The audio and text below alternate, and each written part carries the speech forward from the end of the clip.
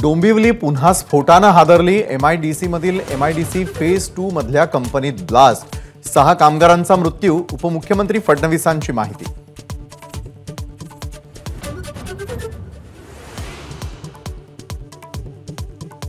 Dombivli MIDC मधील स्फोटानं परिसर हादरला। अनेक इमारतींच्या काचा फुटल्या तर परिसरात धुराचे लोळ। आगीवर नियंत्रण मिळवण्याचे शर्थीचे प्रयत्न।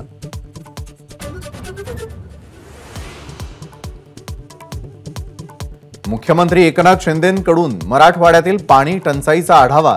टँकर आणि जनावरांच्या चाऱ्याची सोय करणार मुख्यमंत्र्यांची माहिती।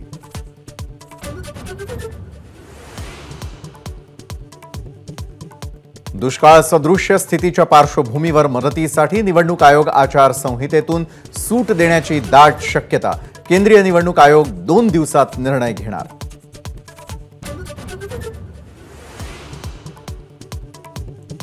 बिघडलेली कार चालवायची परवानगी अग्रवालनं मुलाला दिलीच कशी? चालकाच्या कथित जबाबावर सवाल उपस्थित।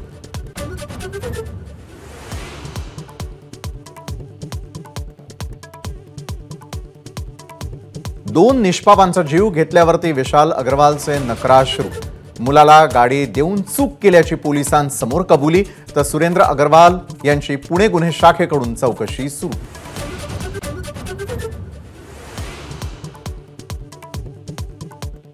अल्पवयीन मुलांना मद्य दिल्यास बार मालकांना 50,000चा दंड। टीकेची झोड उठल्यानंतर राज्य उत्पादन शुल्क विभागाला अखेर जाग।